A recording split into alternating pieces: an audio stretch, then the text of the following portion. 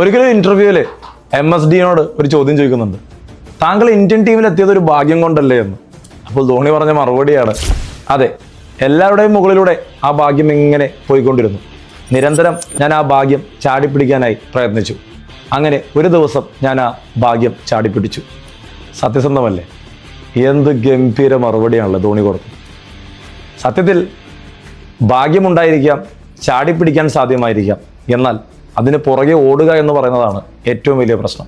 കാരണം പണ്ടത്തെ ബീഹാറായ ഇന്നത്തെ ജാർഖണ്ഡായ റാഞ്ചി എന്ന കൊച്ചു ഗ്രാമത്തിൽ നിന്നും നമ്മൾ ഇന്ന് കേൾക്കുന്ന പല കഥകൾക്കും ഒരുപാട് ക്യാമറകളുടെ സഹായമുണ്ടായിരുന്നു. എന്നാൽ ധോണിയുടെ കഥ എന്താണെന്ന് നമ്മൾ മനസ്സിലാക്കിയത് ആ സിനിമയിലൂടെയാണ്.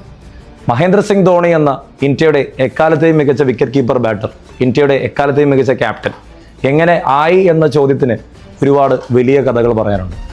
ഒരു സുപ്രഭാതത്തിൽ ഇന്ത്യയുടെ ക്യാപ്റ്റനായവനല്ല മഹേന്ദ്ര സിംഗ് ധോണി, മറിച്ച് കൺസിസ്റ്റന്റ് പെർഫോമൻസ് കൊണ്ട് ഇന്ത്യൻ ആരാധകരെ ഞെട്ടിച്ചവനാണ്.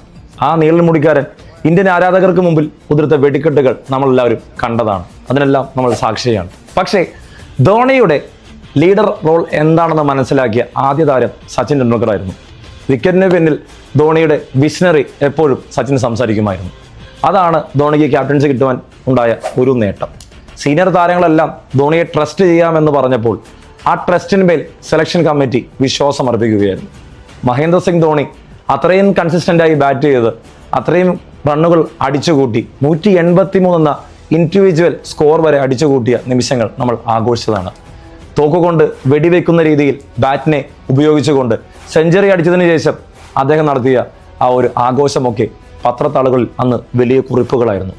ആ റാഞ്ചിയിൽ നിന്നും വന്ന പയ്യൻ ഇന്ത്യയുടെ സ്വപ്നങ്ങൾ ഓരോന്നോരോന്നായി സാക്ഷാത്കരിച്ചത് നമ്മൾ കണ്ടു. 2007 T20 world cup, 2011 ODI world cup, 2013 champions trophy. അതുമാത്രമല്ല IPLലൂടെ ഒരുപാട് കിരീടങ്ങൾ നേടുന്നത് കണ്ടു. ക്യാപ്റ്റൻ എന്ന മാതൃകയിൽ ലോകം തന്നെ അദ്ദേഹത്തെ ഉറ്റുനോക്കാൻ തുടങ്ങി.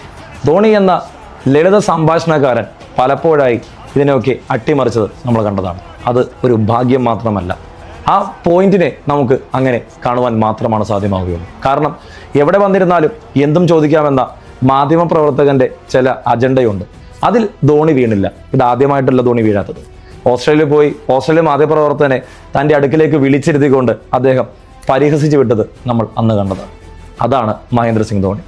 ദാദാ, സച്ചിൻ, ലക്ഷ്മൺ, ദ്രാവിഡ് ഇവർക്ക് കൊടുക്കാനുള്ള സ്പേസുകൾ കൃത്യമായി കൊടുത്ത് അവരോടൊപ്പം ചേർന്ന് നിന്ന് ഇന്ത്യയെ വലിയ വിജയങ്ങളിലേക്ക് നയിച്ച ഒരേ ഒരു ക്യാപ്റ്റൻ.